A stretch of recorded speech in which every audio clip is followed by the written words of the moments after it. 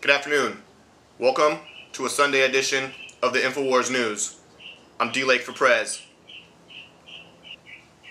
This morning, I clicked into an article on InfoWars titled, Mark Rubio as Vice President, the Bilderberg Conspiracy. The article is on Politico, and the article's author is Kenneth P. Vogel, better known as Ken. Mark Rubio as Vice President, the Bilderberg Conspiracy by Kenneth P. Vogel.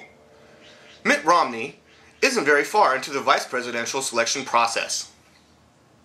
Why would he be? But according to a dedicated band of conspiracy theorists, the pick is all but a lock. Senator Mark Rubio. So I guess it's the wild conspiracy theorists that are saying that. I have no idea where that idea came from. They must have plucked it right out of thin air. That's the current thinking among a worldwide collection of activists. Oh well, at least you admit that the group is pretty big, who are obsessed with the secretive Bilderberg group. An alternating and who's that? An alternating roster of global power players who loom as large, if not larger, in the online fever swamps of the fringe, as the Trilateral Commission or the Council on Foreign Relations. Okay, dictator name dropping, name calling, everything's on the fringe that Ken doesn't like. If Ken doesn't know about it, it's on the fringe. Well, I'll tell you something that Ken doesn't know, because I pressed Control F and put in L-O-G-A-N. And guess what? No mention of a Logan Act in this article, Ken. Let's read more of your report. The Bilderberg Group, which takes its name from the Dutch hotel where it first gathered in 1954, oh, so they've been doing this for quite some time, exists solely to bring together between 100 and 150 titans of politics. Should we go look up the definition of a titan, Ken? The group is part of an insidious, that's according to the conspiracy theorists in the netherworld, that they're an insidious corporate globalist scheme, and this year, the speculation holds, well,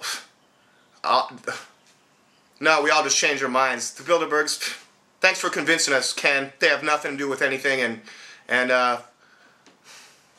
they will likely select Rubio as Romney's running mate. Paranoid? Perhaps. Well, gee, Ken, they only have a history of doing it, going back a pretty long time since they started in 1954, according to your research. But like any good conspiracy, there's just enough there to stoke questions. Well, golly gee. John Edwards' speech to the Bilderberg's Group 2004 meeting in Stresa, Italy, reportedly helped cinch his selection as that year's Democratic vice president candidate. Oh yeah. Well, hey Ken Vogel. Was John Edwards fined $300,000 for attending that meeting? Because Hillary Clinton's been fined $300,000 for attending Bilderberg meeting, and you want to know why? It's called the Logan Act. You're not allowed to do what John Edwards did, Ken Vogel! But I see you have a real clear understanding of the Bilderberg Group and a whole gang of respect for the U.S. Constitution, Mr. Vogel. This guy's not a reporter, okay? He's a paver. That's a new term, a paver. Like a street paver. Because if there's any bumps in that road, if there's any rocky road, leave it to Ken to come in and straighten it out and pave it out so we can just roll smoothly into the conference. These are influential folks that should all be fined and put in jail. And they've all got friends in American politics. Oh! So if they see somebody that impresses them or doesn't, I expect that they would pass that view on, said Weber, a former Minnesota congressman who has attended 2 Bilderberg meetings. Okay, so I guess he owes me about $600,000 now, doesn't he?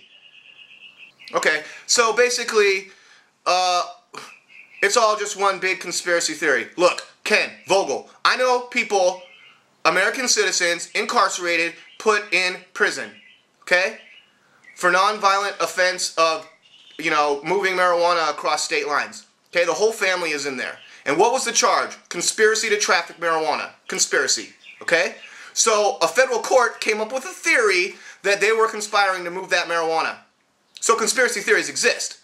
And how many people, just today alone, were sentenced on grounds of conspiracy? And how many of those people are in the White House, and how many of those people are just citizens trying to smoke some marijuana? That was enough for the popular anti-government website InfoWars. Hey, could we get an Infowars.com and a hyperlink on that, Ken Vogel? Thanks for nothing. To conclude in a blaring headline. Oh, the headline was blaring. You guys don't have any blaring headlines on Politico though, right? Will Mitt Romney be attending the next Bilderberg group meeting? Well, I hope so we can arrest him and fine him. I mean, $300,000 is a little flea flick to Mitt Romney, but it's principle. It's the principality, Ken Vogel.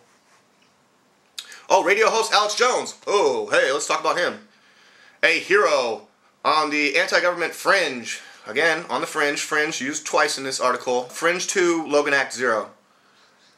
Who also runs InfoWars. Again, thanks for no link. This month told the Russian government-funded cable network Russia Today. Look, it's RT. We all know what it is. But we have to interject that they're Russian government-funded, like Alex is some kind of Russian spy.